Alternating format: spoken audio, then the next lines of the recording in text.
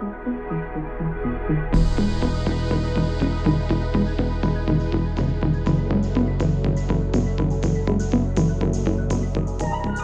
right, so let's start. It's 7, so we can begin officially. Hi, everyone. Thank you so much for joining us today. We have a super fun session, a super fun presentation led by Tess, who I'll introduce in a minute. I'm Mariam. I'm a community leader here at Miro, and I will be moderating our session today. Before I introduce what we'll be talking about, I would like to welcome you one more time and encourage you to share your reactions, your questions in the chat. So if you're in Hopin, and on top right side, you'll see session, and under the session, you'll see chat, polls, and Q&A. You can add your questions in that Q&A section of the menu. I will be looking at them and publishing as we go, so that by the end of the presentation, we'll make sure that we have around 5 minutes to go through our questions. That was all of our housekeeping. And now let's move on to our session. We're being joined today by Tess Dixon. Tess is one of our amazing creators on Miroverse. She's been contributing her amazing templates to our community as someone who is very passionate about remote work culture and someone who has almost 20 years experience in tech. Tess is an amazing source of knowledge and experience. She previously worked as director of support at Tumblr, then pivoted 3 years ago into design and worked as design ops in Condé Nast. But today, a very interesting and intriguing subject, nostalgia at work, building team's future by looking backward. And Tess, take it away. Sure thing. Thank you so much, Mariam. I'm really excited to talk to you guys today. My topic is nostalgia at work. And so I'm going to talk a bit about how harnessing the power of nostalgia can be good for your team. So again, just scream at me if there's crazy lag or if I need to stop for any reason, because I can't see all of you. So a quick intro about me. I'm Tess. As Miriam mentioned, I was the director of design ops at Condé Nast recently. I just wrapped up my time there, so I'm starting a sabbatical, which I'm really excited about, from all tech work. So I'll be doing lots of baking and gardening and all the stuff I enjoy doing, like, away from this computer. And anyway, so at Condé Nast, I had the pleasure of working on a team that brought you the apps and websites for brands like Vogue, Wired, Bon Appetit, Allure, The New Yorker, the list goes on. My team concentrated on making things run as smoothly as possible for the design team there, so that they could spend as much time as possible designing, actually doing the design work, and getting awesome stuff done. But I've been working in tech for almost 20 years now, hybrid and then fully remote for the last 11 years. And I've been managing people for 10 years. So before this, I was at Tumblr for 8 years, which is like 94 in startup years. And I was director of support there for a chunk of that time. Before that, I was at Media General, which is like, it was a media company that owned a lot of small newspapers and news websites in the Southeast. And before that, I was at some smaller local places you've never heard of. I live in Richmond, Virginia in the US, in a super old house that's over 150 years old now, with these 3 weirdos pictured here. So for the next 20 minutes, I'm gonna tell you about the article that inspired my talk and go over nostalgia as a psychological resource, talk about its usefulness, its practical usefulness on your team, and give some examples of how I've put the idea of nostalgia to use at Condé Nast and throughout my career. So the article itself, just to get into it a little bit, last year, Harvard Business Review published this article called "The Surprising Power of Nostalgia at Work" by a gentleman named Clay Rutledge. What's interesting about it is that I was ready to be surprised because the headline is literally "The Surprising Power." ... But as I read through it, I found myself nodding along a lot and saying yes, yes, check, check, check. But I wasn't very surprised.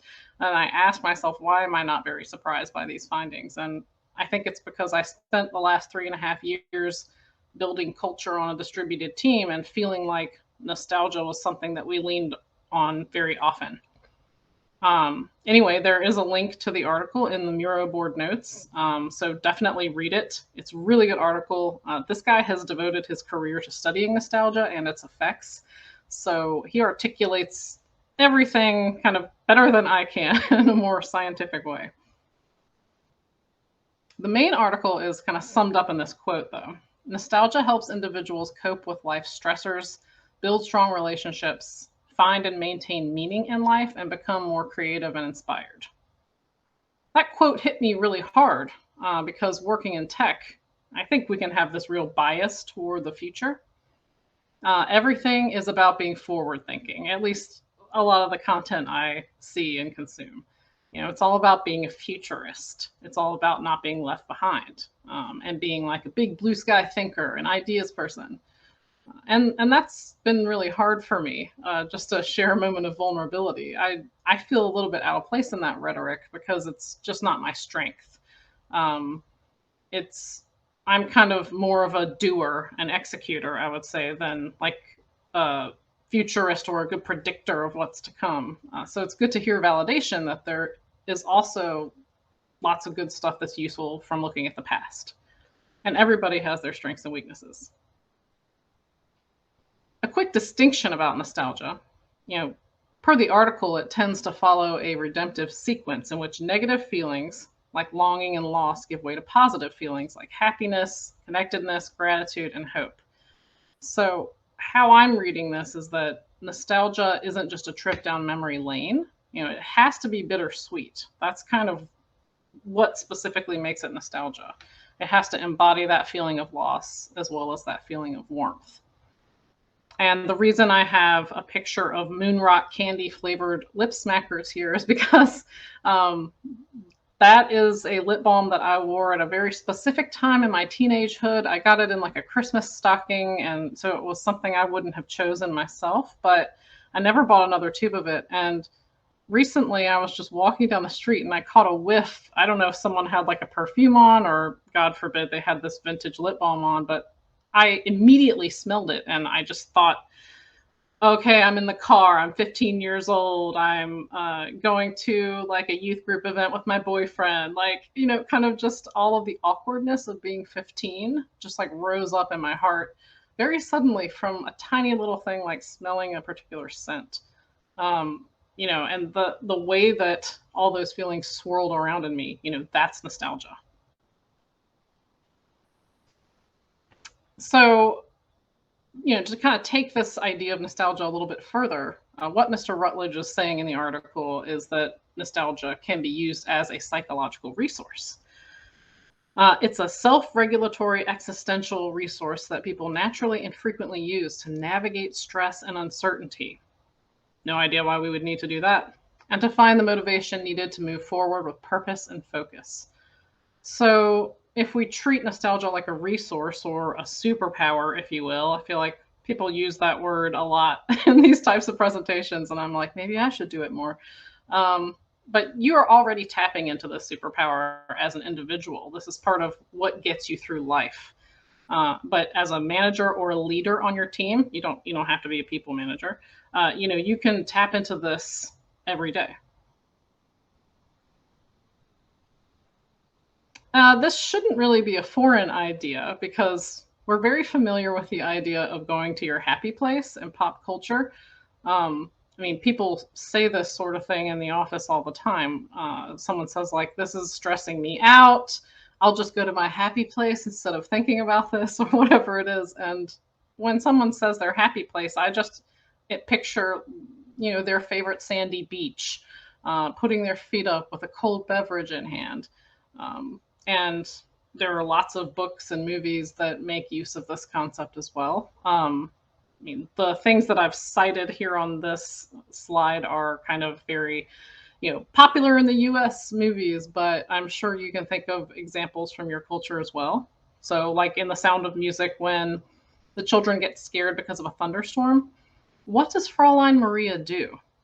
She tells the kids to think about their favorite things. She's not saying, well, I can stop this thunderstorm for you, or like, I can protect you infinitely for the rest of your lives. She's like, hey, these things are going to happen. Like, let's hunker down and think about our favorite things.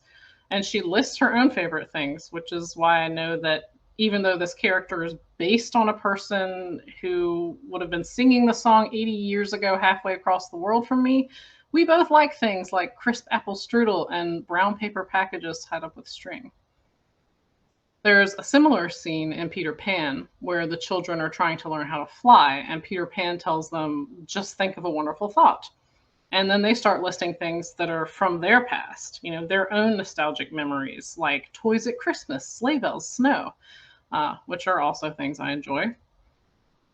Or how about in Moana, a little bit more recent of a pop culture touch point, where she's alone and scared in the middle of the ocean, and her ancestors appear to guide her and encourage her. The whole movie is about her not being allowed to be in touch with her past and the past of her people. And when she finally learns about it and takes hold of that nostalgia, that feeling of loss, but with hope and comfort, magic happens. So now, to be realistic about it, my ancestors were coal miners. They didn't have any ships, probably, but I don't have to have lived a seafaring life in order to connect to Moana's story. I can immediately understand and relate to her. We all understand feeling like something's been lost along the ages, and we all understand deeply desiring to connect with our past. So the nostalgia that's represented here is just a shortcut. I immediately shortcut into relating to Moana, even though the idea of her is very different from my life. So now that we understand the power of nostalgia, let's talk about how it's useful. I think the article distills nostalgia into 3 useful properties. So, connection, because nostalgia can help build strong relationships in teams. Meaning, because nostalgia can help our work feel meaningful, which reduces turnover. And inspiration, because nostalgia can help the entire organization feel more creative and inspired. And I'm probably biased toward that last nugget there, inspiration, because I worked on a design team for the last 3.5 years.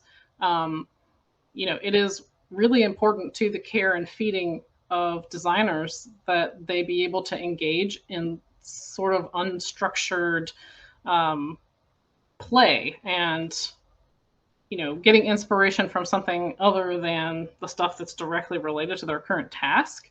It's one of those counterintuitive things where you notice, if we actually take 10 minutes to do this fun icebreaker, or if you for real do a walk around the block and not just say you're doing a walk around the block, like when you come back, you really are refreshed. You really do feel more inspired. So this plays into that. But meaning is really important to me too, because I think a lot of companies have been dealing with huge turnover the last few years, and all of us contemplated meaning in new ways over the pandemic. So this is kind of one way to address that. Now, if some of this feels a little bit existential, we can start bringing it down into everyday life, and I will talk about some specific examples of how I've used this during my career.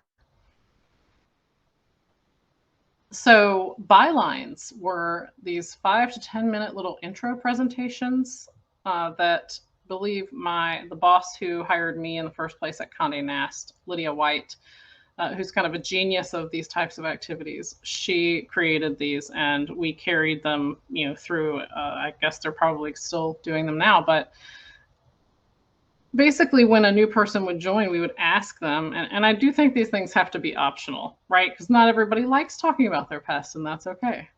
But we would ask them to do a little 5 to 10 minute presentation about themselves, and most people would do a slideshow of childhood pictures of themselves, and kind of you would get to see in 5 minutes them grow up. and you would get to hear them tell a few stories about like the outfits they had on or the haircuts or what it was that they were doing with their brother at that time or whatever. um, but other people shared things about world travels or their side hobbies. One person had a side hobby designing and fabricating furniture, which everybody was just like, what? You just like make a new desk in your spare time? But there are so many interesting things that your colleagues are into, and these little nostalgic presentations can bring those up. And, you know, I'm showing you here a picture of me at 5 years old at Virginia Beach, just being adorable, and you just want to hug me. It's like, even though we don't know each other, you will feel after having seen that childhood picture like you know me a little bit better. So that does a lot for team bonding right from the start, in my opinion. The zine is something that was a lot of fun that we did. When I was a teenager, zines were these sort of cool things to make and read, and you could buy them for a couple dollars at record stores. People handed them out after punk shows, and they were always just full of like band interviews and essays and all types of good things that you wanted to get your hands on. So at the end of 2020, when it felt like all we did the entire pandemic year was just like live in the digital world, I had the idea to do something really lo-fi and really crafty and tangible, really hands-on. So I told the team, whoever wants to participate, you're responsible for designing one page, and it can be concrete, it can be abstract. You can do traditional zine design where you cut out collage pieces and block letters and like stick them down with rubber cement, or you can make something in Figma, or you can submit photography or whatever. And I had enough copies printed and sent out to everyone after I received all of these designs, and we ended up with this really cool, unique artifact of our year together, which I'm very proud to show off. And, I love the fact that the designs were so different throughout what we made. I mean, people took pictures, they drew comics, they debuted life transitions, recipes.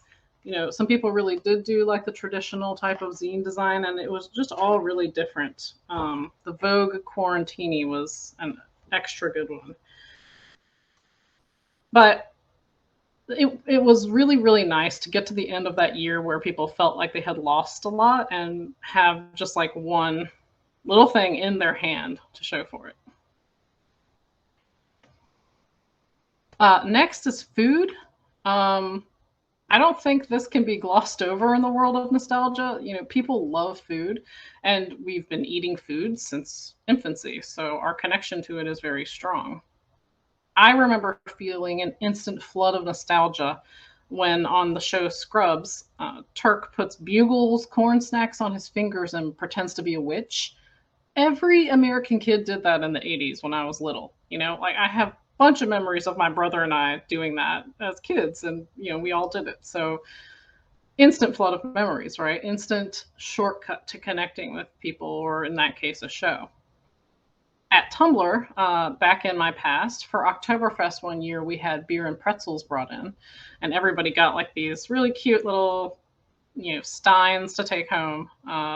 And everybody loves beer and pretzels, so that was an easy win. But I know that for a couple of people on the team, they had grown up in Germany, and they were saying how much they really appreciated doing it, because even though I'm sure the pretzels were of dubious quality compared to what they could get in real Germany, it was like something that brought them back to that time for them. But that's just one idea. You can learn a lot about people by what foods they cherish. And even in a distributed environment, you can have staff share their favorite recipes. You could make a cookbook. You could make a zine cookbook. I mean, I just thought of that. But you could also ask a volunteer to do like a Zoom cooking demo of their culture's favorite snack. I think one time before a design ops conference, somebody showed everyone how to make dumplings from scratch. I made a massive mess in my kitchen, but I had an amazing time and the dumplings were great. And I felt connected to that person, who was showing me how to cook them. Coloring pages. So I call these the great equalizer because Most grown-ups are helpless against a fresh pack of crayons and a coloring page in front of them.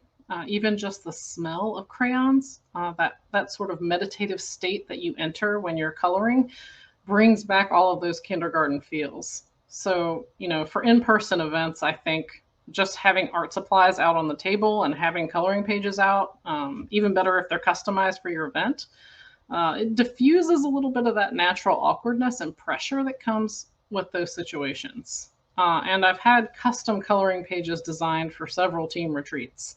And I love watching people fill them up whenever they're listening or if there's a little bit of downtime during the day. And of course, the best part is everybody sharing a picture of their finished coloring pages in Slack afterward.